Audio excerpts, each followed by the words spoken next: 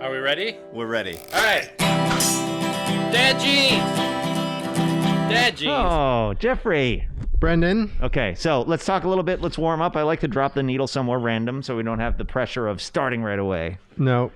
You know how it is. No. Our listeners probably noticed that we often start in medias res. In fact, it's one of our signatures. We always start in media raise. That was your innovation, I think. When we are giving our speech at the Podcasting Hall of Fame and they say beginning in media race, because I think we were the first podcast to do it as well. Were we? They all do it now. They all do it now. Oh, but they've we all were the taken from pioneers. us. We were the pioneers. That was our contribution. So when they're feeding us, fettuccizing us at the Podcasters Hall of Fame ceremony, and they say, you guys invented the in media race, I'm going to say, that was all me. As you should. Yeah. Because Brendan had nothing to do with it. Brendan showed up, recorded, and I never saw him until the next recording. Exactly. In fact, that's not even his voice on the podcast. That's me doing two different voices. Look, I'm laughing over myself right now. Right. To do Brendan's voice, you have to suck a helium balloon. Exactly. This is a very interesting situation. We're sitting more than 6 feet apart, I would say. Oh, certainly. Yeah, That's true. We're sitting like a who's the giant Chinese basketball player? Yao Ming. Yao Ming. We are sitting a Yao Ming's distance apart. This might be a Yao and a half.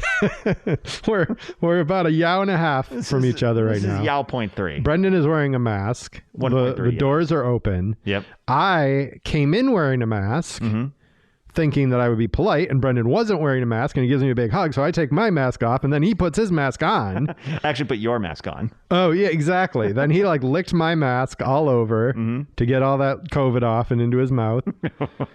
Jesus. I realize no one says getting the Rona anymore. No, they don't. Corona as a thing has gone away. It's just COVID just took over. Yeah, it did. The It's coronavirus true. space. And I wonder, they call it COVID-19, but isn't it now COVID-22 at this point? Or is this COVID-19D that we're on? Oh, it's the Deeth generation. The Deeth generation of the 19th volume. Yes. It's like newspaper that's volumes. correct. Have you ever been able to make hide nor hair of the newspaper thing where it's like volume 6, issue 18, Gonectigazoint 23? No. None of it makes sense to me. No. Or it's for, why do they put it on the front page? Is that just for the librarians? We're going to be binding it in some sort of leather tome? I think so. Yeah, that's a space just for the tome binders. The tome binders. Crack this fake beer. There we go. Enjoy it. Thank you. Brendan has given me a Bravus Blonde, the original Bravus Blonde. This was given to me for Christmas by one Brian Kahn, a dear listener of ours. It's a little weird. It is weird. It's fake beer. That's the thing. It's beer that has no alcohol in it. Oh, Brian Kahn, I don't mean to insult your beer. It's a Bravus. It's a Bravus. That's the Bravus. What's their tagline? The Bravus you'll ever have. The Bravus feel. I don't know. It's a little like a metallic corn on the cob taste. Metallic, watery creamed corn. If you were filleting a corn on the cob themed robot. A corn on the cob themed robot. Yes. It wouldn't be that would be what in your mind, what do you see as a corn on the cob themed robot? Let's take a peek inside Brendan's imagination. Well, right it has nubules that represent the kernels. Sure. There's a hole nubules. Where are these nubules? All over it. All over. It's got nubules. It's got nubules everywhere. Okay. It seems like it has a skin condition. In fact, you have to be told that it's a corn on the cob theme. Otherwise, you would think, my God, that robot needs to be taken to the nearest infirmary. Yeah, look at that disgusting mess of a robot. It's having an allergic reaction. Some kind of a skin disease. Is it yellow? That feels kind of on the nose. I see it as chrome. Okay. Well, yeah. So it's a chrome corn on the cob. Chrome on the cob. And does it come out of some kind of a husk? Maybe. Oh, that's great. It probably sleeps in a husk and has to peel itself every morning, right. Or you peel it free when you need it to perform a task. Yeah, so that's our new sponsor, the Original Bravas, with their chrome Chrome on the cob. plated corn on the cob, the beer of robots. The beer of robots. Jeffrey, Yeah. I see you've been watching a lot of Starsky and Hutch. I can tell by the cardigan you're wearing. Oh, really? You feel like, oh, this is I need a pipe.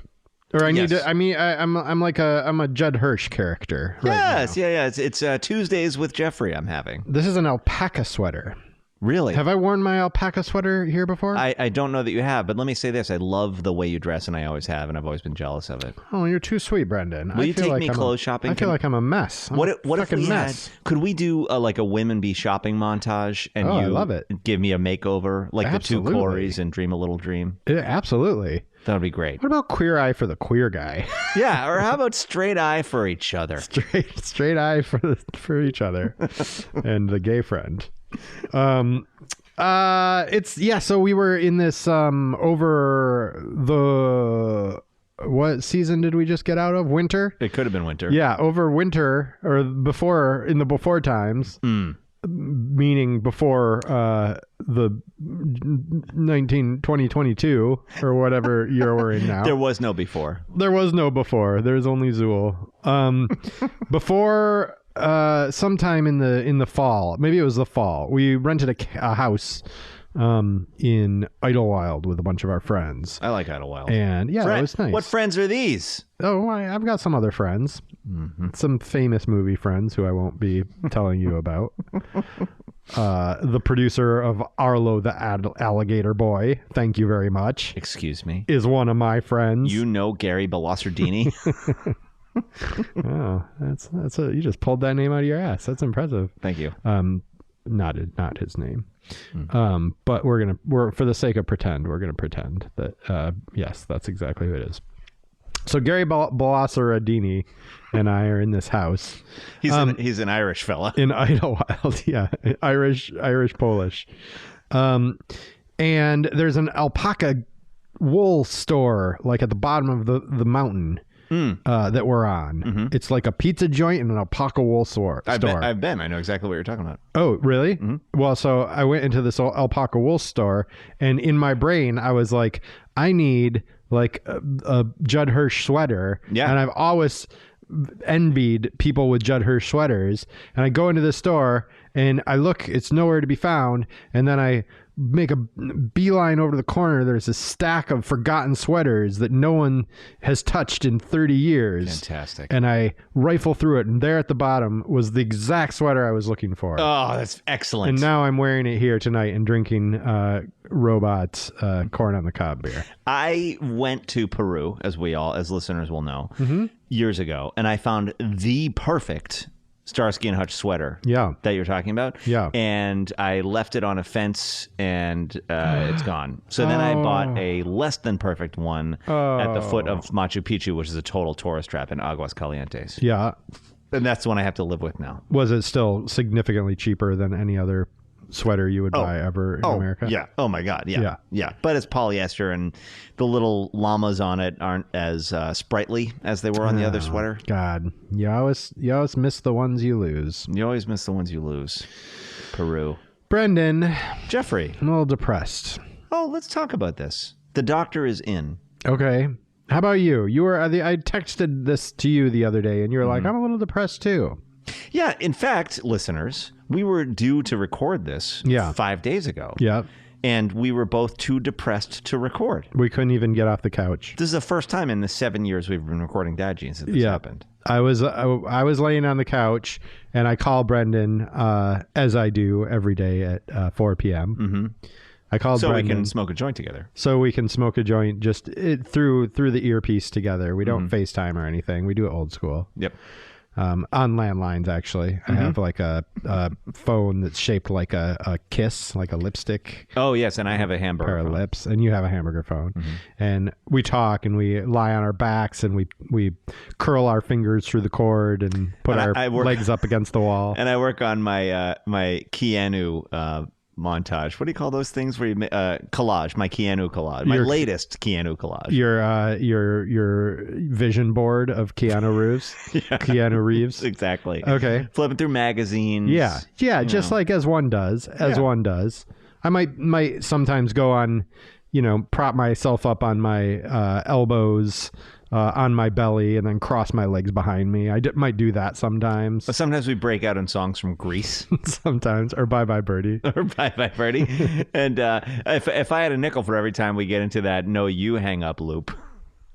I'm telling you, if we only recorded those conversations, Brendan, maybe those will be on our Patreon or our afternoon spliffs. What was my point? My point was that we're talking to each other on the phone, and we're just like, I'm too depressed to record today, and you're like, I am too. You had a Meniere's attack. Yeah, I came off of one last week. What is it? How long do those last? They're different now than they used to be. It used to be I would be on a sinking boat for 2 hours, or like a crashing airplane that was spinning, like having the spins. Oof. That was horrendous, and those were happening every week for a while. I haven't had one of those in a year. Now I just become nowadays my tinnitus. I hate that pronunciation. I prefer tinnitus, but no one says that. Really? My tinnitus. Doctors say tinnitus? Yeah. What That's are we, hideous. British? What is this, a British colony? Ugh. Next we're going to be eating scones? Yeah. Scuns or whatever the fuck they call them? No. Anyway, they probably stick tinnitus. a unnecessary U in there too, don't they? Yeah. Oh, don't. Yeah. Yeah. or like you say bursitis and you say scrotitis or whatever. Bursitis. Sure. Scrotitis, yeah. Of course. So therefore, anyway, yes. my tinnitus Scrotitis. becomes absolutely ear splitting. Ooh. And I have to, and it's so much for my brain to handle that I have to sleep. I have to go to sleep. You can go to sleep with this.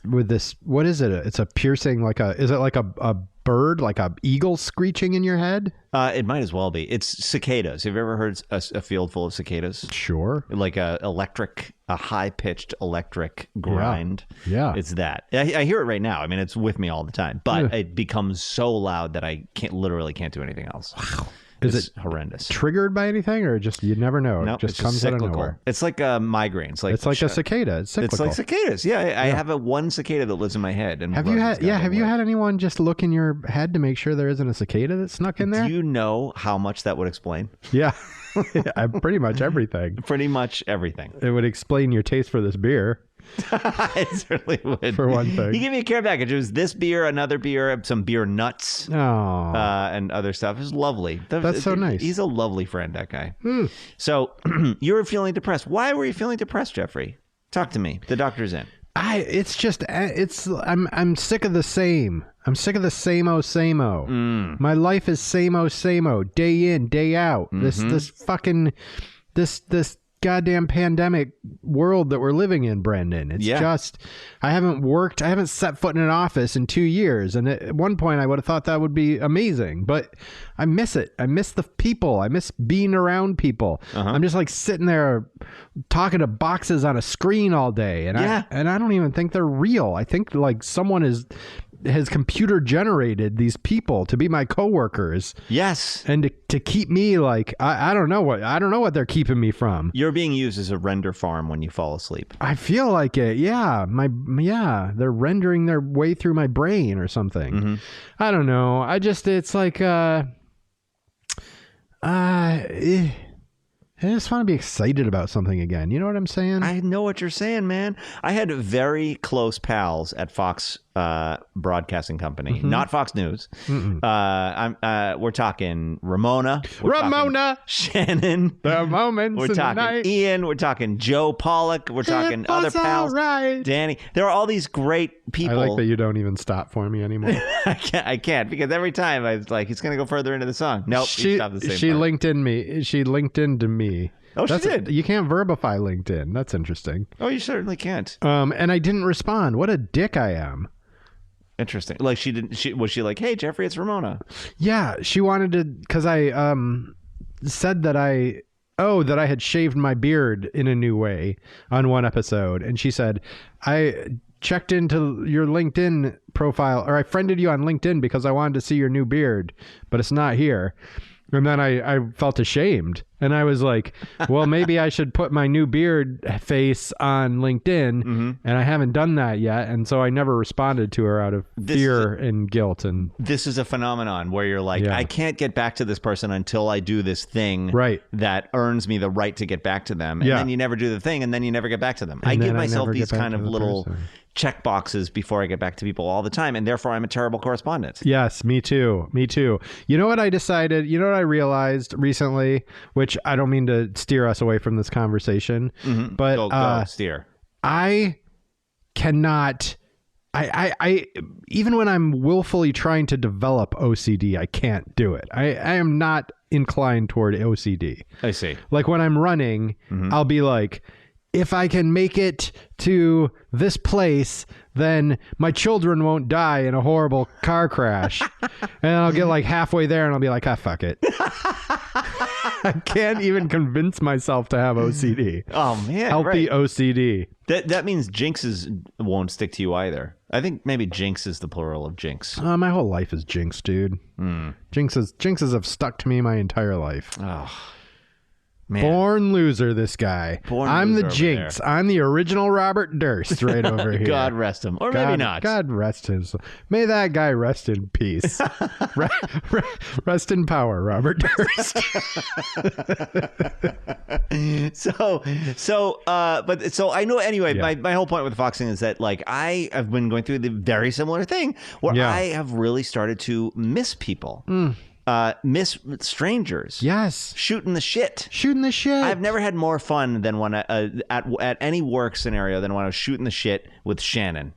Shooting the shit with Shannon. She is the best shit shooter. She's a world-class shit shooter. Shit shooter Shannon. Shannon the shit shooter. Do you keep in touch with her? Yeah. That's fun. You know what we do? We send each other pictures of people of your butts giving you the middle finger. Oh. And I love that. Yeah. I love it. And people will often post videos of like bicycling up to the camera from a really far distance and pulling a finger out of their pocket and then biking away. And as soon as they see that, I send it to Shannon. Oh, that's amazing. Yeah. Yeah, that kind of stuff, man. It's gone from our lives. It's gone. It's like that's one of the things that has just that like there's so many just like tiny like hidden little moments or behaviors that have just disappeared over the last couple of years, and we can't mourn them because we never celebrated them in the first place, you know, like just like the fucking 3 o'clock on a Thursday, just like have nothing to do and you're just like putting your feet up and just like fucking around at work, like that kind of stuff. It's just not, it's you can't contextualize it. It's just gone. It's just gone. I got one word for you, my friend. Okay. Flirting. It's gone. It's gone. I haven't been flirted with. I haven't flirted or been flirted at. Yeah, I am a flirt, Jeffrey.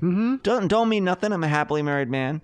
However, I hear you, bro. My love language is flirting. Yeah. And I'll flirt with men. I'll flirt with Mimmin. Yeah. Women, but that's what I do. Mimmin? Mimmin? Yes. I don't give a fuck. You don't give a fuck. Whatever genders they have nowadays, I'll flirt with it. I'll flirt with it. Exactly. I will flirt with it. I'll flirt with a Mimmin. I was made for this time where now gender has exploded. There are like 17 genders. I have 17 new ways I could be flirting. But instead I'm in my house having wholesome family fucking time all the time and not able to flirt with your wife. I tried in the beginning and it was fun a little. Yeah, really? But then she knows all my moves now. Maybe I should try flirting with my wife. You could. It turns out my wife is a hell of a flirt and quite funny. Yeah. I didn't know this about her. Well, good. You never knew she was funny? I had a feeling. Yeah. But she's really unleashed she uncorks like a zinger. Oh, yeah. Every half day. Oh, that's good. Yeah. See, you're discovering new things about yourself. I know, and that's all wholesome or whatever. But what I don't get to do is meet someone in an elevator, think of something funny, and make them laugh. Yes. Just the randomness of life. The randomness. Nothing random happens anymore. You can't delight strangers like you used to. No. It's like, what did I do today? I got a drill bit so that I can drill into stucco. Oh, you got one of them stucco drill bits? I got a stucco drill bit. Yeah.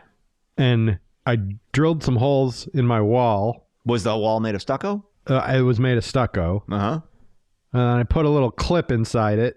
Why'd you do that? because I had a wire hanging down that I wanted to. What was the wire for? Clip to the wall for hanging lights.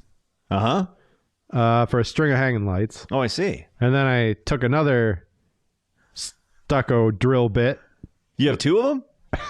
I got a couple different sizes. Okay. I bought a whole pack. Just for stucco, you're saying? Just for stucco. Exactly. This is like car talk. This is why I could never listen to car talk. Like, this is exactly what car talk was. And then they, oh, you gotta get the stucco drill bit. Oh, my brother. Don't be like my brother. And then, and then I put up a little thing on the wall so that now you can push a button. It's a little like you might call it a switch of sorts that you plug the lights into, and then you push the button, and now the backyard lights up. Hang on a second. What you're telling me? I installed a light switch for my backyard hanging light. It's a switch. What turns on them lights? That's exactly right. But that story I just told you is the most exciting thing that's happened to me in 7 weeks. Yeah. Yep. We tinker in our houses and do these little home improvement bullshit projects. And we're like, oh, it's going to be so great around here. It's going to be great. And you know what? It's better. It's better. It's better. My house is better than it used to be. Oh, as is mine. But it's not the cure for what ails me, which is flirting with a manny or a Mimmin. Find your nearest Mimmin. Flirting with a bunch of Mimmin at work. And get a flirting. You talk about like, wait, you watch that show?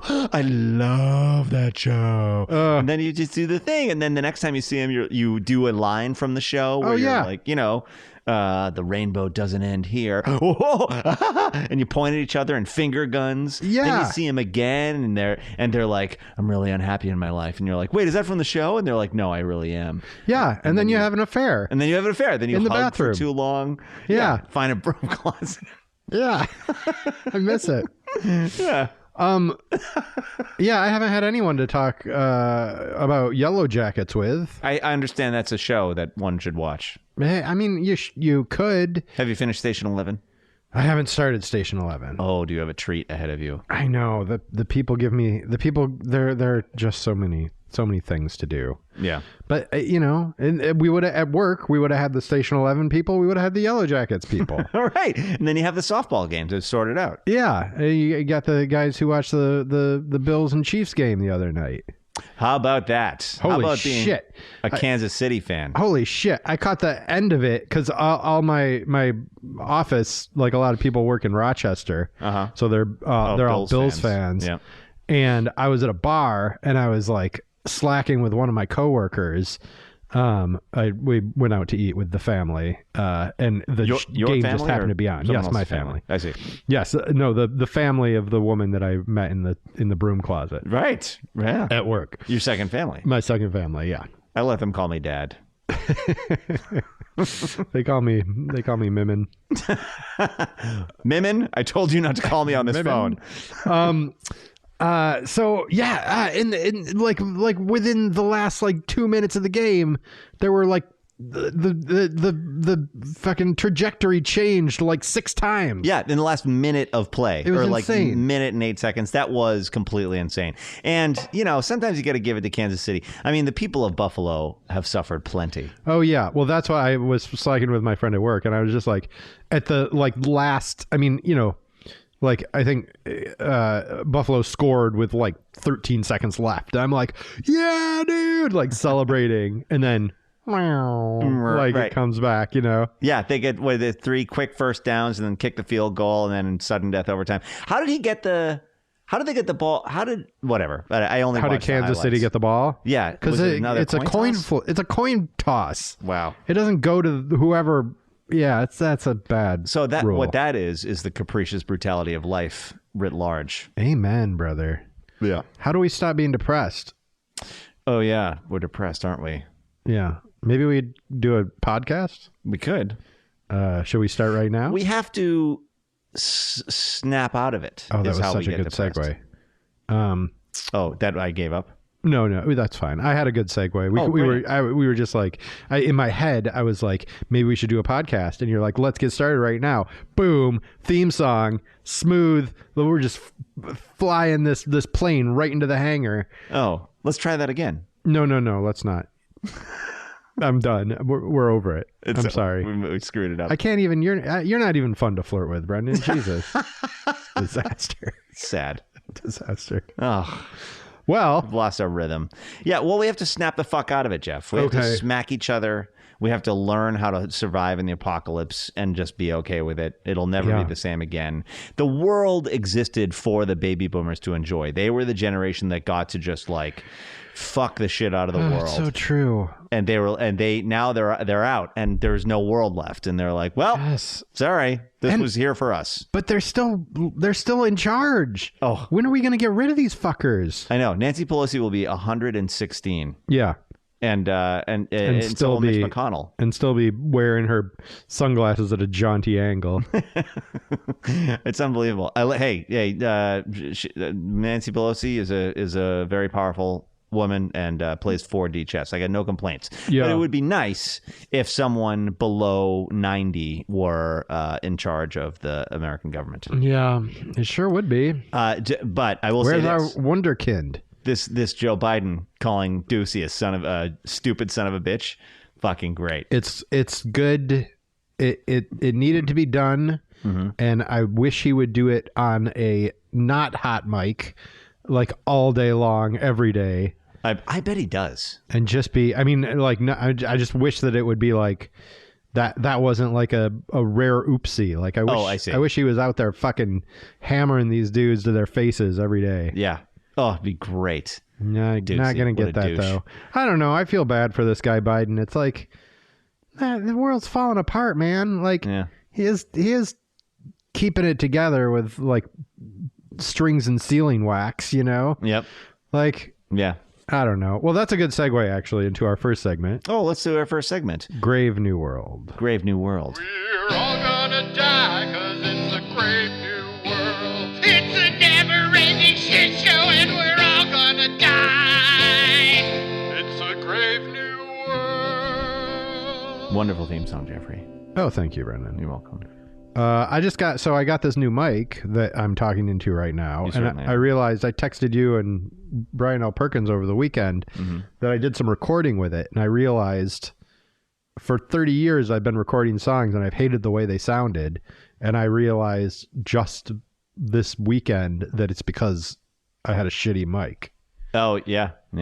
It makes I don't know what it is. It's like it doesn't make my voice any better, but it's like somehow it captures the timbre that I have always wanted to have in my vocals. Like I could just never place them in the mix somehow with my other mics. Interesting. So there's more frequencies. There are more drawers to put sound samples into. Yeah, maybe that's it. It's just like it's bigger. It's like there's more. Yeah, it's more robust. It sounds to me like you're cutting some sort of EP or something like that. Would that be correct? I'm just having fun. I'm trying to find that excitement that I'm lacking in life by doing music, doing some writing.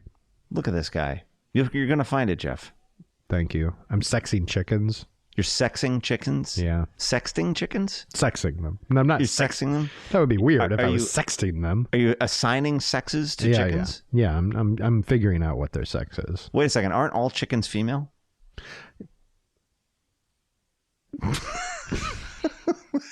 Now that you mention it. Yeah. I think they have been. You hadn't noticed the pattern? It was a really bad hobby.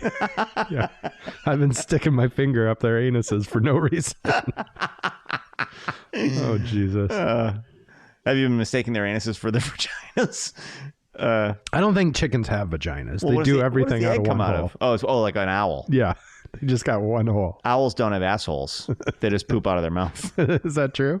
I think I read it somewhere, or I made that up. That's an owl pellet? Yeah, owl pellets. I'm like, why would they have an asshole if they produce owl pellets? I guess that's true. Well, cats vomit things up, but they still have butts.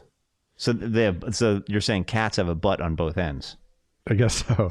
Do they have barbed penises, cats? They do. Is that an actual thing? Once the male cat inserts his penis into the female cat's vagina, two horns latch onto the sides like he's mountain climbing. Jesus. Really? And, it's unpleasant for everyone. That's why they scream so much. Yeah, you would never want to be a female cat. No, God, no. God, no. I now know something worse than my life, being a female cat. That's why I should never let our cats out. We have 2 female cats. They get outside looking for a little dick. They don't know what's awaiting them. Speaking of cats looking for a little dick. Yeah, let's talk about it. How do animals... Let's get into it. Let's get after it. How do cats... I mean, I guess it's smell, but you know how like... You'll be watching some nature program and farmer will be like, well, I can't let the dog out because it's in heat. Right. How does he know the dog's in heat? How does the farmer know the dog's in heat? Yeah. Well, probably because they're like mewling all the time. They're like, right? And just ready for action? I think so. I feel like, dogs will get all pumped up when they're in heat. They act weird. You've seen those black and orange hump stations for dogs, right? No. When you don't castrate a male dog, they become sexually aroused and they don't know it, and they get all freaked out and they're trying to blow themselves, but they can't get a latch on their own penis. That's tragic. And so you can buy these foam. They're black and orange, sort of like. It's almost like a real doll for a dog. It's a fuck station? It's a fuck station. Wow. Where it's the back half of the geometric, kind of the general geometric shape of a dog's butt. Wow. And so the dog can get on there. And I think there's even a receptacle. That's sweet. But I mean, just yank those balls out, man. Why do you have to do but some people, I guess, are principled about it, and they're like, we can't take the balls out of the dog. Wow. We'll just buy a bunch of shit so they can fuck it. Like PETA? Are PETA people anti-castrate or anti-spaying and neutering?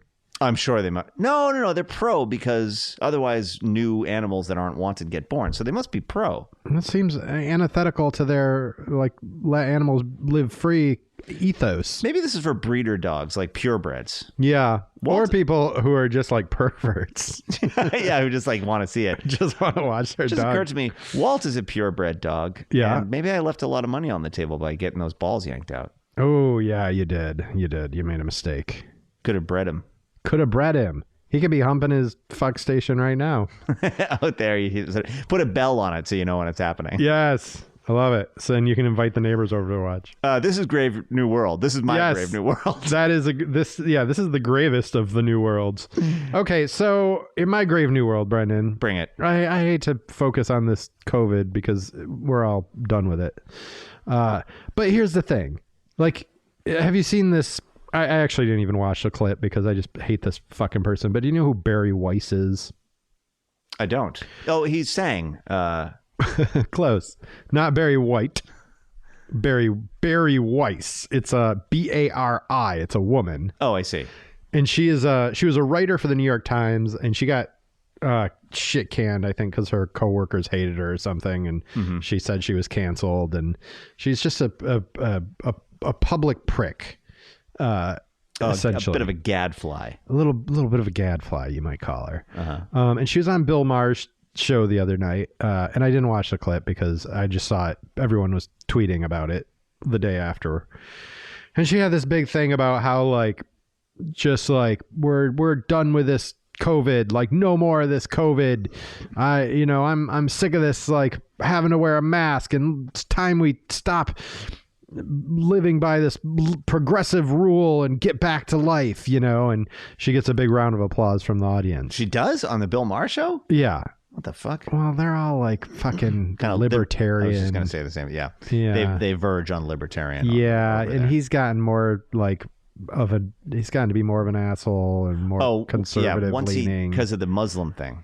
Yes. Once he started. That's a whole thing. Just a guy who can't see outside of himself at all. Yeah. He hosts this show that's supposed to be a discussion of people talking about different issues or different sides of issues, but they all just they're all just sycophantic to him, and he just whatever. But so she gives this thing, and everyone is passing it around, and the thing is, man, it's just like there's all this anger out there and it's all being directed. Like there's nowhere to put it. Like, because it's a fucking virus. Mm-hmm. It's like, you know, people who are like, well, they told us that the vaccinations were going to end, that COVID was going to be over once we got the vaccinations. Who fucking told you that? No one told you that. Right. No one told you that. It's a once in a lifetime pandemic. It mutated.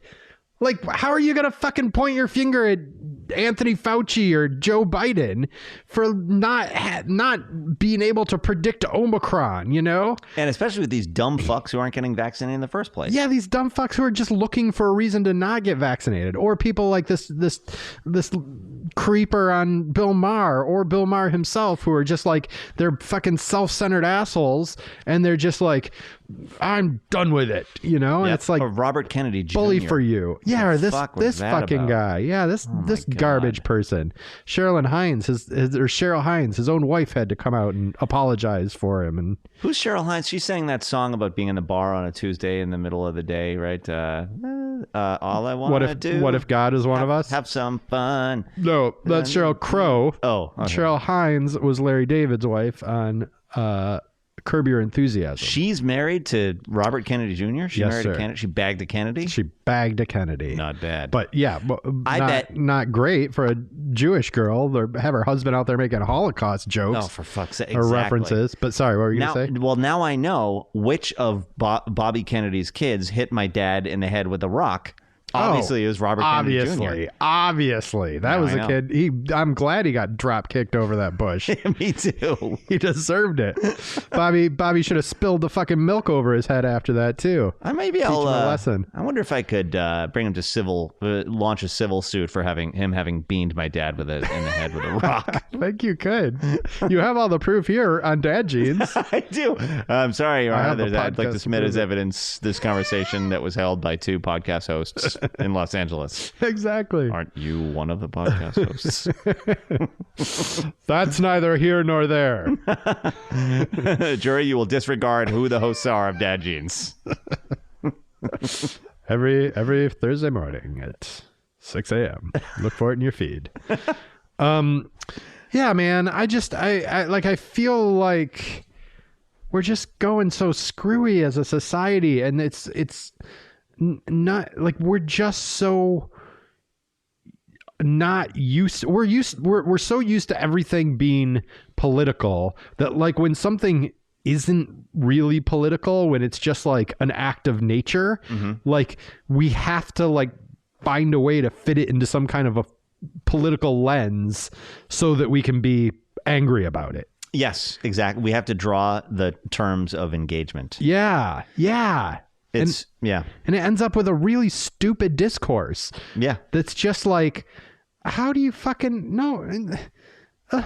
It's tribal dumbitude. We're dealing with like a once in a lifetime thing, the worst fucking disease that I've ever seen in my lifetime, that our grandparents have seen in their lifetimes, you know, like, and like, we're just supposed to figure it out. Like we haven't kicked this disease's ass in 2 years. Like we're like so mad about it, but it's just like, we couldn't fucking do anything. Like the speed of the vaccines in the first place was a miracle. Yeah. The fact that we even have vaccines is miraculous. And the fact that it didn't attack children is miraculous. Miraculous. For the most part. And people don't today, like well, viruses are fucking floating strands of DNA, basically, that land on your cells and then reprogram them. So they will call a computer virus because it's the same thing. Like they literally change the software of your body to become a factory to produce more of themselves. They don't have brains. They're just killing and reproducing machines. Sure. We borrow the earth from its viruses. That's the truth. Yeah, so what are we supposed to just figure that out? Figure out how to stop that sequence? Like, I don't know, man. Yeah. It's just replicating. And humans are a virus. We just replicate ourselves too. All life is replication. Yeah. And we use, I don't know, what the equivalent of a host would be for our replicating ourselves. A bed? A hospital? Whatever. What do we inject our our seed into to replicate ourselves? Is that? Are you asking about? I'm clear on that part. Okay. Are you looking for? I was trying to think of like a metaphor. The birds and the whatever. bees? It's all coming apart on me. But the point is, you're absolutely right. There's no way you can't be mad at a floating strand of DNA. No. So we have to find like other people to be mad at, and that's just it's sad that that's the state of how we have to deal with things, right? Because I don't think that's accurate in other countries, right? Like, are people in New Zealand rising up at the fact that 16 people have died, right, over the course of you know, or like what? It's more than 16, but it's like it's under 5,000. It's like 3,000 people or something. And no, it might be under 100. I forget. I should look up the New Zealand numbers. Right, because the prime minister is such a badass. Yeah, and she just shut the country down. As one should. And so they didn't have COVID. Right. Like the way that everything should have gone. It's fucking so stupid. This goes directly, this is a good segue into my thing of this, which is... While you're saying that, I'm going to look up how many people died of COVID in New Zealand. So it is a grave new world, Jeffrey, because we live at a time when the most information is available to the most people in the history of the universe. Okay. If you're a person, I saw this on a tweet. I might have even brought it up on Dad Jeans before, but it was brilliant. It said there was a time when if you wanted to see a picture of a hyena, you had to get in your car and drive to the library. Right. And if you wanted to see a picture of a hyena wearing a Santa hat, you're shit out of luck. You're never going to see that. But you can Google any shit right now in your fucking pocket space shuttle. Yeah. And see whatever the fuck you want. And you can find the information is out there. The Chinese government put the actual code, the genome of this virus out into the world in December of 2019. Okay. And it's there and you can look at it. I mean, it's just Interesting. GHTA or whatever, but the point is, we live in a world where there is all the information is available to all of us right now. Okay. Somehow, for some fucking reason, lies are more powerful because the truth is just available for everyone. Sure. And my lies are more powerful and more seductive, and there's more toxic, bad information. Gone are the days of the low information voter. Yeah. Now we have the bad information voter, the weaponized information voter. True. And it's horrendous to stand by and watch as the truth is out there. Yeah. And no one actually even wants to look for it because it's not about information ultimately. You know what's more important than information, Jeffrey? Do tell. Emotions. Yeah. Yeah. I side with you there. Well, like one thing that has always perplexed me is that I think I've talked about this on Dad Jeans before, but if you wanted a conspiracy that you could really dive down deep on and get in the weeds of, and it would produce fascinating information at every turn, how about the life of Donald Trump? Mm-hmm. Like, how about that guy's like how he came to power and all of the things that he did in office? Like, if you really are interested in conspiracies, that's a great one. Yes. What a fun one. Just look into any one of his transactions buying concrete for his fucking buildings in the 1980s. Yes. And you'd be like, wait a second. Yeah. I think this man is a genuine criminal. Exactly. But why are people ignoring all of that fun, true conspiracy and just going into made up shit? Like, I guess. Okay. So your theory is that it's because of emotion. Mm-hmm. It's more emotionally satisfying to make things up or to feel like, well, because like maybe it's I don't know. Help me understand it. Help me wrap my head around it. The people who would seek power know that to provide accurate, useful information gets you nowhere. Sure. But to weave some bullshit story that stirs the emotions away from the factual information, or then to cherry pick and find convenient uses of parts of information in order to stir the emotions right. of of someone listening to you and make them follow you. Yeah. That is what. So information is a handmaiden to emotions. Sure. Oh my God, Walt. Oh, hello, Walt. Calm yourself. Nice to see you. He smells the alpaca on me. Oh yeah, he wants to tell you the story of the alpaca, and it's like, do you want to talk to me about the alpaca? the last dream this alpaca had was of the DMV. Nice to see you. What a welcoming dog you have. Walty. Walt is about to climb entirely up on my lap and just like hang out with me. It's so funny. Like he's right here next to the mic, and the audience can't hear him. Right. That's true. He's very stealthy that way. Stealthy dog. I love it. Dogs should be seen and not heard. Yes, you're right. Yeah, man. It is true. Like, you know, how do we tap into that as progressives? That's what I want to know. Like, the outrage should be on our side. We're the ones who should be outraged. Yes, exactly. And we're not outraged. Right. Like, the wrong people are outraged about the wrong things. Because it seems that it is a sin to be mad at someone for being fucking stupid. Sure. So we can't. Luckily, I'm so glad Joe Biden said, "What a stupid son of a bitch." Yeah. Because stupidity has to be acknowledged. Yeah. The stupid walk among us. Right. And they have to be pointed out, and they have to be punished for their stupidity, because stupidity is not knowing things. It's knowing with all your heart the wrong things. Sure. In the face of information that would prove it wrong. That's true. And here, like, I feel like the rhetoric you will hear from people on, from conservatives is that liberals think you're stupid. They're mocking you all the time. Like, every time you turn around, they're making fun of you. Mm-hmm. But if you want to hear like mocking rhetoric, like any fucking right winger talking about people who live in cities. Yes. Like, that's where the actual vitriol is. Yeah. Like, no one is fucking denigrating people in, the heartland. Like, that's not actually a thing. They're just like, it's the idea that that's happening is like, has been weaponized by the right to tell to their own followers so that they can grab their pitchforks and rise up against the people who are doing it. But in reality, like, we're the ones who are getting all the shit. Yeah. Guys like you and me. Yeah, exactly. Remember when Pete Campbell is talking to Donnie Draper in the last episode, and they're in the elevator, and he's like, Pete Campbell's like, I just feel bad for you. And he just hates him, and he's like spewing all this hate at him. And then Donnie Draper's like, I don't think about you at all.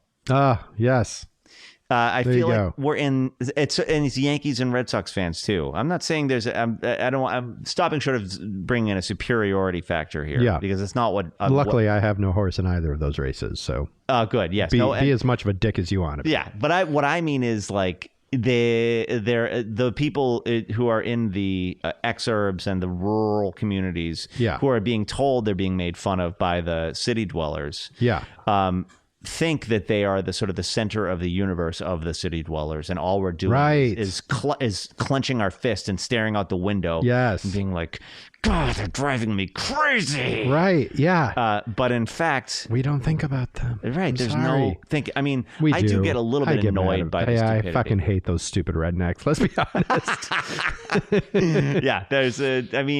But I mean, I think, like, in as far as like our media goes, like if you turn on MSNBC, like, you're not going to see Chris Hayes saying, and look at what the evil assholes in the heartland have been doing today. Like, look at these flyover state morons. As opposed to Tucker Carlson, who it says exactly that about us. Yes, exactly. Yes. Yeah. Yeah. And I think ultimately on our side, there is a sense that these people have been taken in by charlatans. Yeah. And we just aren't smart enough to pull them out of it. There's literal brainwashing going on in the United States. Yeah. And there's all this, I know you are, but what am I? Well, they're like, you're the brainwashed liberal. You know what I mean? But it's like, no, but objectively, you are being lied to for profit. Yeah. The rest of us get information from all different sources. You get your information from Rupert Murdoch. Yes. And that's it. Yes. And those who have adopted that sort of rhetoric, like, and taken it even more extreme. Exactly. But it's all one big family tree emanating from his asshole. Yes. I think this is a good segue into our next segment. Oh, yes. In which I believe you have something to say about the media. And it's a new theme song. Oh, geez. Do I have to write a new theme song? I'm afraid so. All right. Let's hear it right now. I want the juice. You can't have the juice. I want the juice. You can't have the juice. I want the juice. I want the juice. I want the juice. You can't have the juice. Jeff, you did a great job. Wasn't that wonderful? You did so well. That wonderful theme song. That was fantastic. That's exactly that what I wrote in a few days. What I think that might have been your best one. Thank you. Oh, God. Now you're really setting me up for success. What I didn't expect was the glockenspiel. I thought the pentatonic scale was brilliant. A minor was genius. Oh, stop! You know what? Have you become have you fallen under the spell of Encanto? Oh, it's lovely. Yes. I read an article about how the music was written, or about and the music is great and it's like very impressive achievement. So Lin-Manuel Miranda, anytime it's like a family song, it's in the key of C major, and anytime it's just a Mirabelle song, it's in the key of C sharp. No to like way. Show that she's like set apart from the rest of her family. Oh, that's brilliant. How awesome is that? 52 people, by the way, in New Zealand have died. Wow. That's COVID. Amazing. 52 New Zealanders. And I'm guessing all of those picked it up outside of the country. Yeah. Oh, certainly. And then brought it in and then were shoved into a basement. Yeah. Well, and then they're just, they're being dissected probably. But, oof. God bless them. Brendan, tell me about this new thing that we're doing here, this new segment. Oh, this is a new segment that was named by Brian Perkins. It's called I Want That Juice, I Can't Have That Juice. Right. This came up when we were talking about P.T. Anderson, first by text and then and then talking about it on the air yesterday. By the way, I started speaking of the P.T. Anderson conversation, I started a Reddit thread on, I think, the screenwriter subreddit. Yeah. That said, like, unpopular opinion, licorice pizza is fucking terrible or something like that. And then it got this fantastic, very spirited debate. You started the thread? I started the thread, and then it was like super long, and people are chiming in. Okay. There aren't many defenders. It's mostly people. One person was like, I'm sitting in the movie right now and I Googled licorice pizza is terrible. Yes, this is terrible. And that's how I found my way here. I have to read it. Did it, were you backed up? Did you learn anything new from this thread? Oh, sure. Yeah. A lot of that. I mean, there are the apologists all say, I don't know, I just liked it. Yeah. And but the people who are going after it, as I did, are like picking it apart. Have very specific reasons for hating it. Yeah. Yeah, exactly. Isn't that always the case? It's easier to say, to contextualize why you hate something rather than it is about why you like it. Which is why I think critics only exist to denigrate and rip down pieces of art. Yeah, because otherwise, what are you going to say? Like, oh, it worked for me. Yeah, it was good. What can I say? I liked it. Like the lighting it just looked good. And then the sound, it sounded good. And the way they they edited it together, that was good. All of it. It was just good. Just from beginning to end, solid quality material. Yeah. So what juice do you not have that you wish you could have? Jeffrey, my entire life I've wanted this juice. Tell me about the juice. The New York Times. I can't handle that juice. Can't you either? No, I mean, it's a newspaper. It's a newspaper. What are you going to... Some of it sucks, some of it's okay. My parents-in-law, for instance, among others, were like members of the Church of the New York Times. Okay. The Church of the Sunday Times. My entire family reads it cover to cover every Sunday. I subscribe to it. I get it every Sunday. Yeah. I dutifully read it. Yeah. And I think I'm supposed to be like, if I'm doing my job as a coastal elite, I'm also supposed to be masturbating at the same time. Because the way everyone talks about the fucking articles in that rag would suggest that they literally were brought to orgasm by them. Really? And I don't I look at the Times, and it's fucking stereo instructions. Like every headline in the Times is NATO undersecretary vows more index cards in fiscal budget.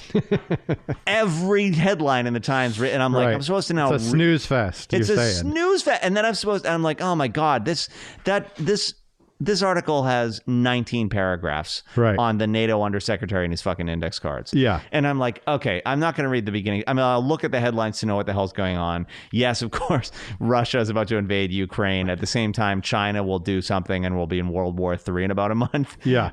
And I should, read up on that. So I do my best. I get to the nut graphs on the world news and stuff like that. But the New York Times on politics is a fucking cesspool. The New York Times political editor is horrible at his job. Is he what's his politics? Suburban. Okay. Got it. His politics is, I fucking hate Bernie Sanders. If Bernie Sanders ever gets anywhere, the New York Times burns to the ground, and I can't let that happen. That's their number one. Their enemy is Bernie and Sanders. Do you think it's worse than? I enjoy the Twitter hate that comes out when when New York Times prints an egregiously horrible article, but I don't read it every day. There are a lot of words in that thing every single day, and I just assume that the most egregious things are the ones that kind of make the rounds. Right. And there will be there are people who I like Michelle Goldberg. She's a New York Times writer. There's a few writers that I enjoy who work for the New York Times. The style section. There will always be some horrible the style section thing about this poor kid who can't catch a break, who's recently bought a $2 million home exactly with her parents' money. Exactly. Yeah. This retired couple has to figure out how to live off of $100,000 a year. Right. Yeah, exactly.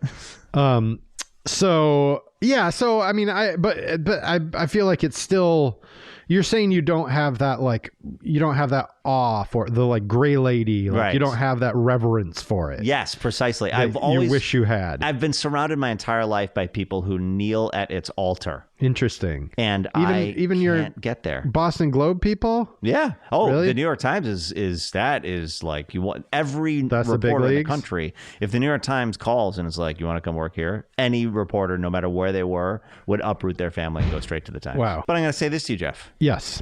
Emily surprised us this week, and she was like, guess what, you guys? I subscribe to the Los Angeles Times. Okay. Daily. Yeah. Every morning, there's a Los Angeles Times on our front porch. How much does that cost? $7 a month.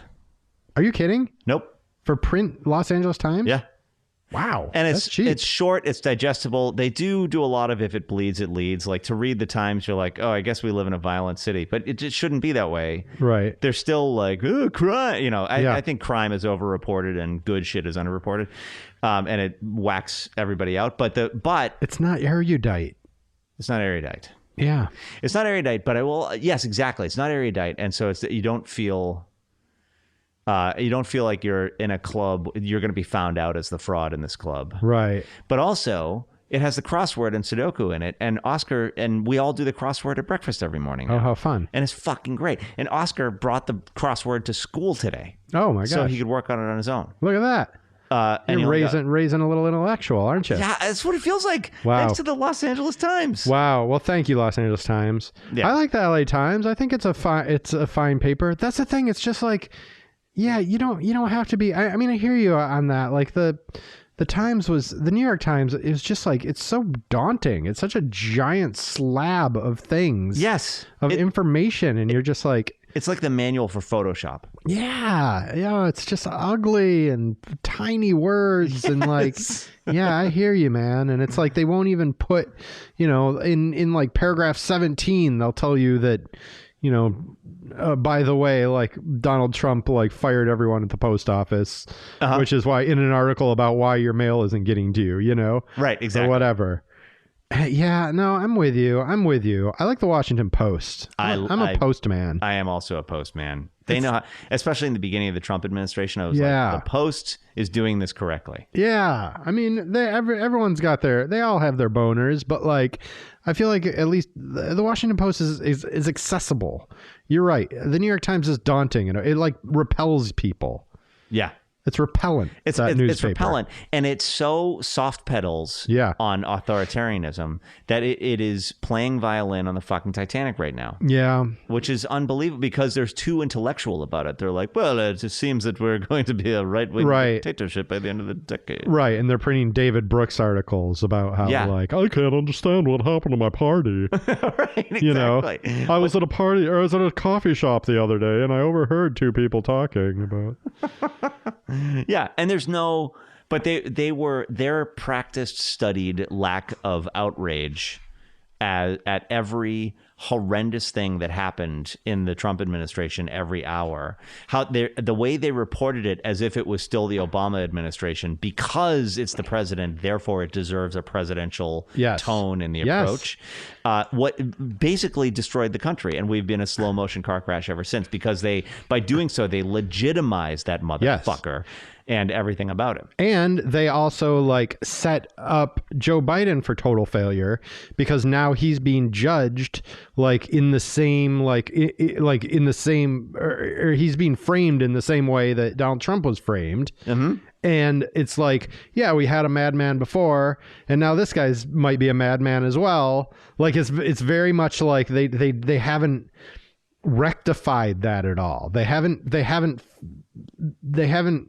made it clear that how anomalous a person Donald Trump is. Right. Exactly. You know, exactly. Like they just like, instead of like by their insistence on normalizing, they reframe the entire office of the president. Mm-hmm.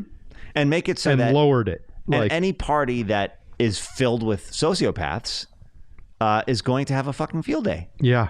Yeah. It's impossible. I'm with you. All right, Brendan. I'm anti-New York Times too now. I brought this up. But you want that juice. I want that juice. I want to be like the rest of my family who's like, did you read that article about celery in the New York? Oh my God, we're all having celery soup tonight. I couldn't believe, the part about Bolivian celery. We do celery now. We do celery now. And then celery sells out in all the Whole Foods across the urban United States. Yeah. And so it's like, and I'm sitting there like, it's still fucking celery. It's still celery.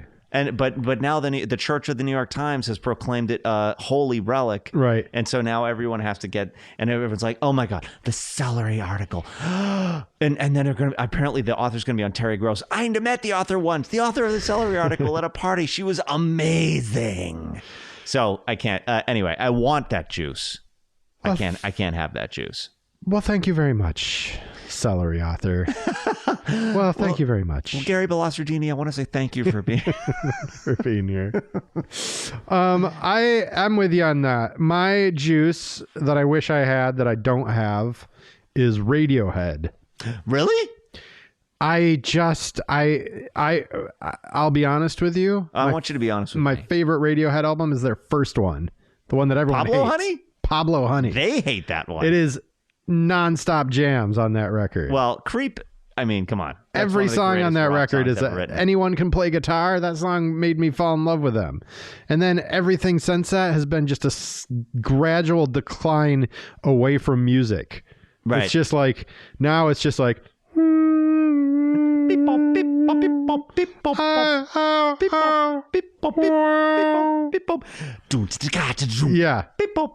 Yeah. And I guess that's just like the sound. It's the post-apocalyptic sound of, like, you know, however they're lionized as like being this, you know, they brought post-millennium. Mm-hmm. Like that's what life is now. It's just like floating untethered with no hooks. For a while they were the perfect integration of computer music and rock and roll, but then they just crawled inside their own, they John Malkovich themselves. Like, when would you say that happened? When did they jump the shark? Do you think they jumped the shark? Well, because there are plenty of people in this world who would say they never have, and they've just gotten stronger and stronger as the years have gone on. Well, I would say it's like, obviously OK Computer was the zenith of their ability to combine electronic music and rock and roll. Okay. And then Kid A started to be a departure. That had some solid jams on it, but also some weird shit. Yeah. And then they just leaned further and further into the weird shit. I think I'm kind of with you a little bit. And then sometimes they'll pump out a jam, but often it's just like... Yeah, that's the juice. You know what? It's just so serious to me. Mm-hmm. I don't like anything. My general philosophy in life, Brendan, is that I think anything that doesn't contain a sense of humor in it is not good. Yes, things that lack irony. You need something funny in there. Even the most depressing, horrible, tragic thing has got to have a little moment of humor because it's human. It has to have a winningness. Yeah. Yes, there has to be. Yes. And yes. I just feel like they lack humor. But I mean, I can see. I can stand at a distance, and this was inspired by Brian. This whole category was inspired by our good friend Brian L. Perkins. Was talking about the Talking Heads, which he hasn't gotten into them. But I can recognize that they're probably great, and I'm the idiot. I'm the one who isn't getting it. I don't know if you feel that way about the New York Times. I definitely feel that way with Radiohead, where I'm just like...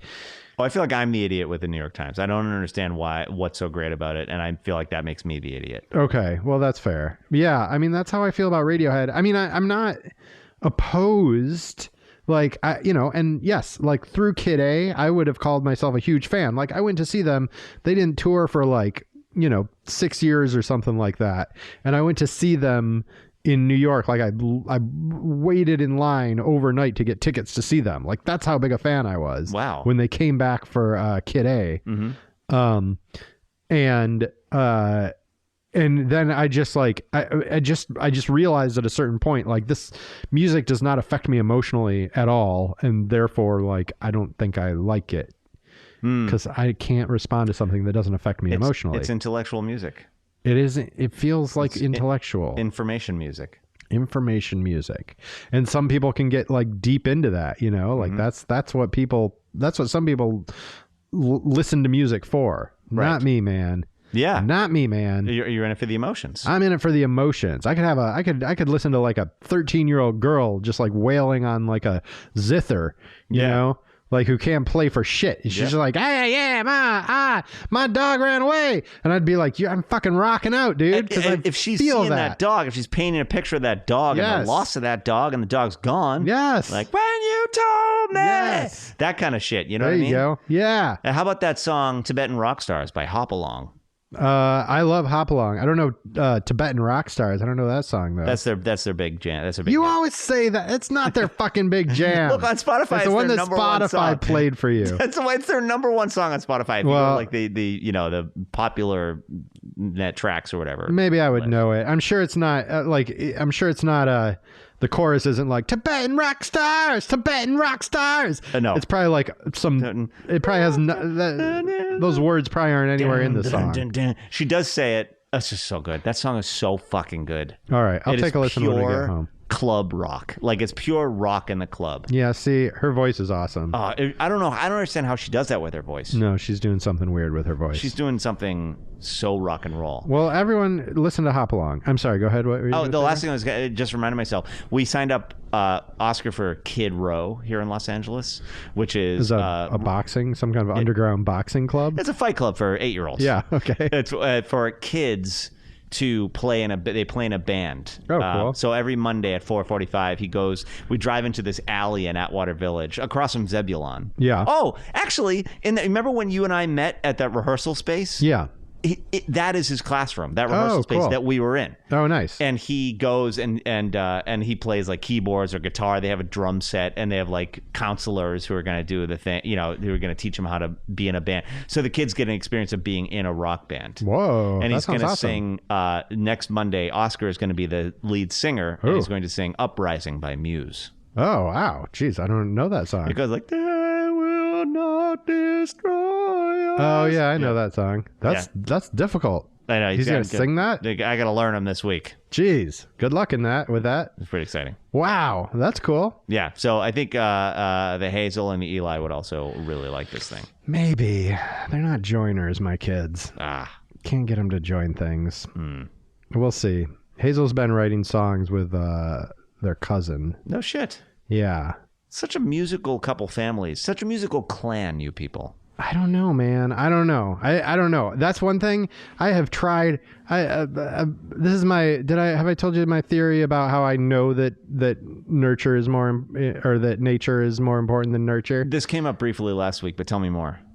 Because I've been playing music for these kids from the minute they were fucking born, and they'll have nothing to do with my music. They are not interested in the slightest until you die. Yeah, well, maybe when I die, and then it'll be a way to be with their dad. Then they'll. Well, that's a heartening thought. Thank you, Brendan. I'm just like, I got all these records sitting in my living room. I'm like, kids, if you ever want to, like when I was a kid, I just poke around my dad's records and I'd throw one on and I'd say, what's this sound like? That was fun for me. And I have I've built this library of music and books and movies and things that they can appreciate and get into, and they have no interest. They just want to watch whatever's next on the side of their YouTube video. I had that moment that you just described in 7th grade. So they may not be there yet. Yeah, that's true. Yeah, that's fair. I don't think... Probably in 5th grade, I wasn't doing that. Before that, I just had my thumb up my butt. But come 7th grade, I was looking at this rack of cassette tapes, and I randomly popped one out and popped it in. It was a little Faithful, the one I grabbed, though, and it steered me in the wrong direction. No, if only it was Marianne Faithfull. Oh. It was Les Miserables. Oh. And then I got obsessed, and then I went to see Les Miserables. Then I wasted 20 fucking years in theater. Songs of countrymen. It is the music of a people who will not be slaves again. When the beating of the drum is the beating of our hearts. And it's not about to come when tomorrow comes. That doesn't rhyme with hearts. But you get the idea. Of course I do. Yeah. One day more. Oh, God. All those Jean Valjeans. Destiny. Destiny. This never-ending road. That movie sucked, man. Calvary. That is a stirring play. It's stirring. It's a goddamn stirring Holy musical. Shit, the end of the first act. Out of the they're big building the red barricades. flag and they're marching. Fuck yes. Oh, my God. More. The master of the house. That's giving me shivers just to hear you sing it like that. Watch them run amok. Catch them if they fall. Never know your luck when there's a free for all. Hear a little touch. Okay. All right. We got to stop this. Our audience is tuning out by the tens. By the single digits. The Jean Valjean where he's singing about over all the dead soldiers and Eponine. I was so in love. Yeah. Do you know how in love with Eponine I was? So in love? I was in the balcony. Wait, isn't that the 8-year-old? No. That's Cosette. Okay. Sorry. Eponine is the teenager who's in love with the dude. Oh, yeah. Who's in love with grown-up Cosette. Sure. So she can never have him. So she's on her own. Oh, she's the whore. She's the filthy whore. You're in love with the filthy whore. Is she the daughter of the master of the house, maybe? I thought she was a whore. Is she? I thought Cosette was the daughter of the master of the house. Eponine, I can take your pain away. Or 13-year-old me could take your pain away. Who sings Castle on a Cloud? That's Eponine. That's Eponine. No, that's Cosette. Cosette, right. Young Cosette. Because she has to live with the master of the house and they beat her. Is that right? I thought so. I don't know. Shall we move into Spike Club? Let's stay with Les Mis. No. This isn't Les Mis jeans. Ms. jeans. Ms. jeans. That's our new line of jeans. Ms. jeans. Ms. jeans. Only for Mimmin. But we can just shorten that to jizz. Perfect. Okay, Spike Club. I hate you! I hate you! I hate you! Spy Club! I hate you! I hate you! I hate you! Spy Club! Fuck! Spike Club. I'm all cranked up on you've taken away my depression. Now I'm all hopped up on Les Mis juice. I don't know if I can muster up the spite. Ms. Juice. But I'll tell you what I'm spiteful about, Brendan. Bring it. This week. Mm-hmm. It's time. Ugh. Why do we have this concept of time that it's just like always staring me in the face and always it's never enough, is it? Never enough. Never enough. Man-made construct. Every day I see the end of the day coming and I'm just scrambling up the fucking ravine to try and try and eke out something that I can enjoy over the course of a day. Sitting there in bed reading a fucking book that I hate just because I feel like, oh, this is relaxing. Right. I'm relaxing now. But are you relaxing, or are you trying to power up that power bar in the video game frantically before you have to fight the next boss, which is tomorrow? Yes. Every book I read now, every night. This is what I call my relaxing time. Is at the end of the day, I'll sit in bed and I'll read a book for like a half an hour. Sounds nice. Generally. Sure. It should be nice, but it's a fucking assignment I give to myself, and I'm just like trying to get through these goddamn things that I hate. Is this how you read Gravity's Rainbow that year? Yes. It took just half an hour every night. Like a screaming comes across the sky every single night. I feel like I just powered through that thing. I don't know. I didn't even know. It was just words, one word after another. Oh, well, that's Thomas Pynchon for you. You're not supposed to absorb any of it. That and Ulysses. I read that and Ulysses in the same year. Yes. And Moby Dick. That same year I read Moby Dick. No one has ever done that. Moby Dick's a ripping yarn. Oh, though. Moby Dick kicks ass. That's a ripping yarn. Yeah, that was fun. I can't believe you did that, because it's not even reading. Ulysses and Gravity's Rainbow. It wasn't reading. It was recognition of words. in series, I recognize at one words. word, and then the next word, and then the next word. I'm a glutton. I guess that's maybe what I'm OCD about, is that I have to finish a book. So I'm a glutton. But like, I have books that I want to read that I'm like excited about, and I like save them. I like put them like later in my queue, so because like I'm gonna read this fucking piece of shit that everyone's talking about, and I have to finish it, and then I can reward myself with this book about like, you know, whatever, the caste system that I'm looking that forward you're totally to. into. Yeah, exactly. Emily just read a book next to me in bed. Really? Yeah, Bewilderment. Oh, I think that's by the same guy whose book I'm reading right now. The guy who wrote the Overstory. The Overstory, yes. Yes. Okay. Yeah. I'm reading the Overstory. Oh, you're reading right now, and you're not liking it. I tried and I couldn't get into it. His prose is purple. It's purple. It's very purple prose. It's not purple. Yeah, like I like the part about I like the stuff about trees. Oh, but yeah. He should have just written a book about trees. I thought it was a book about trees. Yeah, I mean, it's a book about people who commune with trees. Oh, come on. I'm just like, I don't want to read about these people. Are you saying get back to the trees? They saying that they rub them genitals in those notch holes? Yes, it's like a fuck station made out of trees, and then he just describes all the different fuck stations. and the people humping them. No, listen, we love the book. We're not sure we should call it Fuck Station, though. What do you think about Overstory instead? Much more erudite. I'm happy to hear that, Brendan, that you had the same reaction, because Sarah read it first, or she started reading it. She couldn't get very far. Yep. And she started reading it, and she was just like in bed. It was like that exact same situation you're describing with Emily, where she's just like every word or every page, she's just like, ugh. Yeah. Ugh. And then she'd read something to me, and I'd be like, ugh, that sounds shitty. Yeah, this is what Emily was doing with Bewilderment. She would open it up. She'd be like, here we go again. Oh, God. Oh, Emily, God. I have to connect with her on this. Yeah. I just finished. I'm 10 years behind everyone else. Okay. So I just finished A Visit from the Goon Squad. Oh, I liked that book. I liked it a lot. It spun off in the last few chapters into a completely different place, right? It goes into the future. Doesn't it suddenly become a sci-fi novel at the end? Well, she jumps ahead. The whole thing, well, this is what's brilliant about that book. You wonder why it's called A Visit from the Goon Squad the whole time, until the last chapter when one character says to another, time is a goon. And then you realize...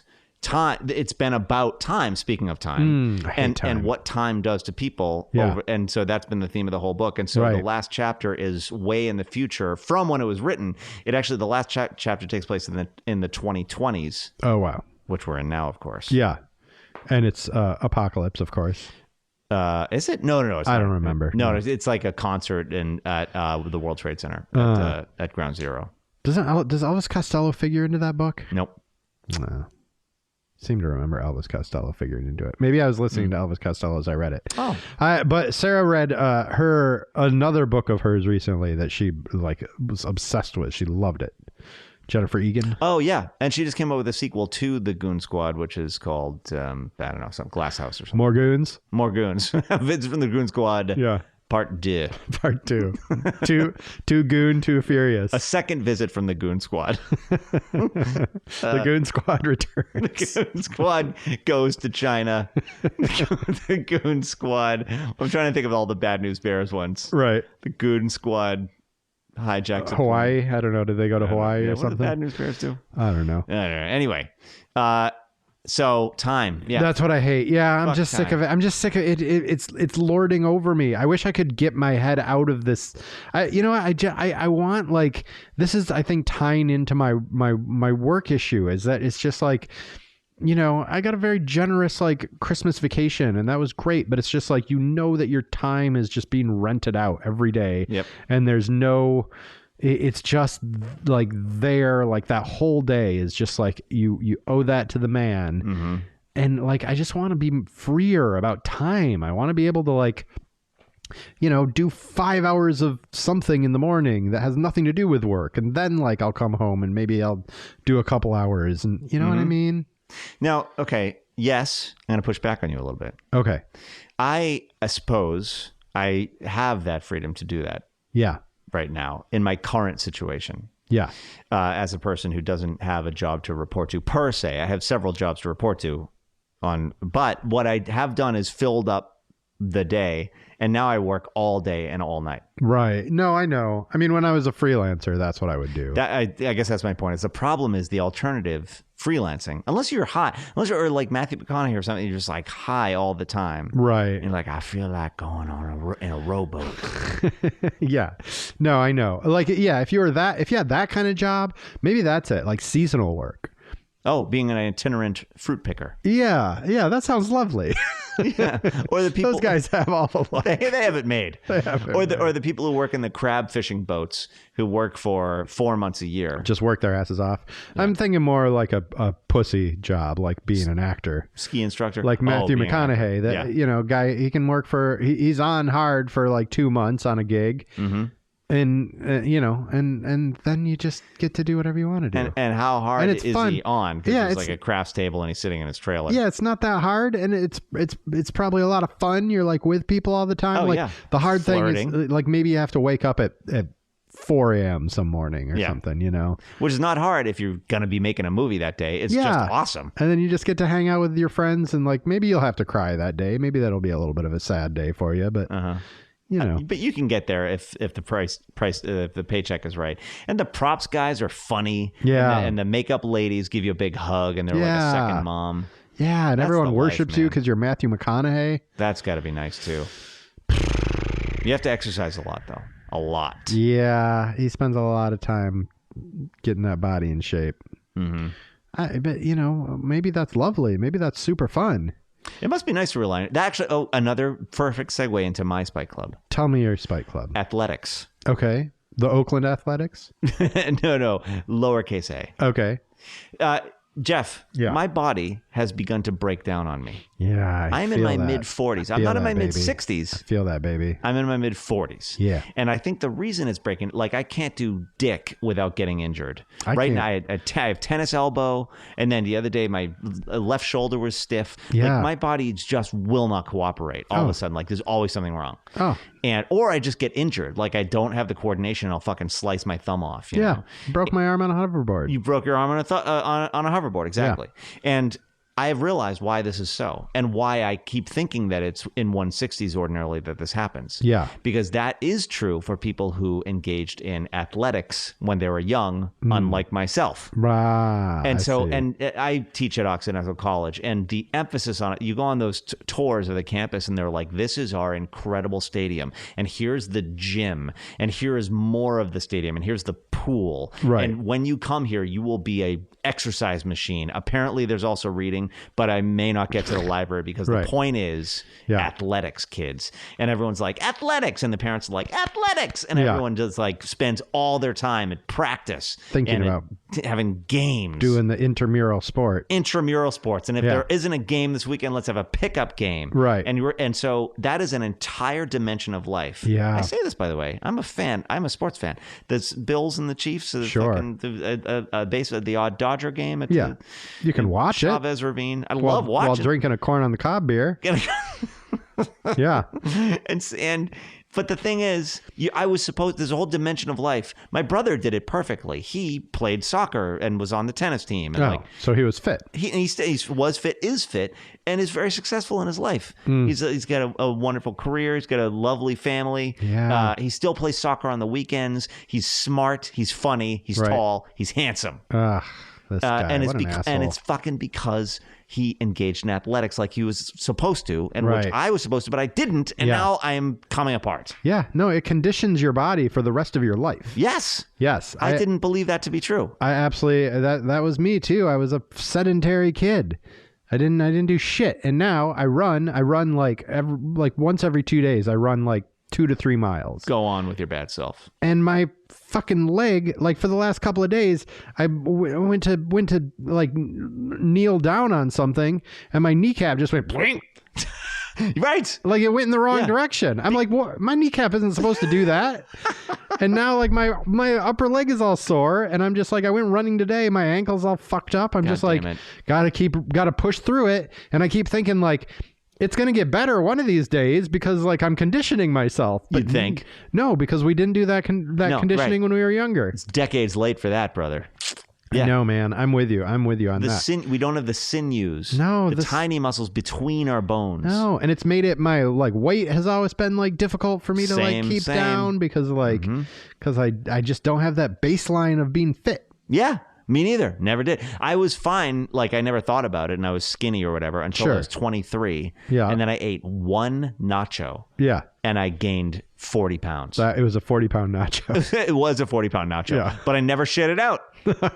Just kept it in there. It's just, and it's still absorbing more 40-pound nachos. And sometimes, exactly. And sometimes, I'm like, if I exercise enough and I take a poop, I'm like, ooh, that's a chunk of that nacho. Yeah. Do you ever like? Do you go to the doctor and he's like, you got to pass that nacho, Brendan? Yeah. And I'm like, I would, doc, but it's a triangle. There's no hole in my body that thing is going to go through. Right. Maybe you could install a slot and we can just pull it out. Yeah. Perfect. Yeah, I hear you, man. So like you're mad that you didn't get started in athletics earlier, or you're just mad at the entire state of athletics in general? I'm mad that life is that way, that you have to join the team and do the team sports and be good and be coordinated. Right. And just focus on sports and spend 2/3 of your fucking waking hours as a child just playing sports. Yeah. And if you're not coordinated, go fuck yourself. Your body's going to fall apart when you're 47. Yeah, exactly. But then you become an adult too, and you're just like, and you're like, I know people who still are like playing on sports teams. I'm just like, what are you doing, dude? Yeah. What the fuck are you doing? You're a grown ass man. Don't go play soccer on the weekends. Exactly. Emerson Moctus, one of my favorite people. Yeah, so funny, Emerson. So bursting with joy and happiness. You know why? Fucking play soccer all the time. Oh, man. He's our age, and he's just like, I played soccer this Saturday. It was awesome. You know I'm envious. I'm envious. I've always wanted to start a thing called Nerd Gym, where it's just like where I could go and because I'd love to play a game of basketball, but there's no one I would play basketball with because they all know how to play basketball, and I don't. Oh, me. Let's play basketball. Oh, let's play basketball. You and me. Thank God I found you. Let's just go fuck how around. Are you at tennis? Are you terrible at tennis so we could play together? Oh, I'm terrible, but I really enjoy it. Me too. I like it too. But let's go whack a tennis ball around. Oh, I found you. Where have you been? We should start our own nerd gym. Yeah. But we're gonna come home and we're gonna get all sliced up. We're gonna get in pain. You know what's awesome though? Actually, like for real, some night, like we'll end the show. I'm sorry, listeners, you don't need to listen to us making plans together. We'll end it right after this.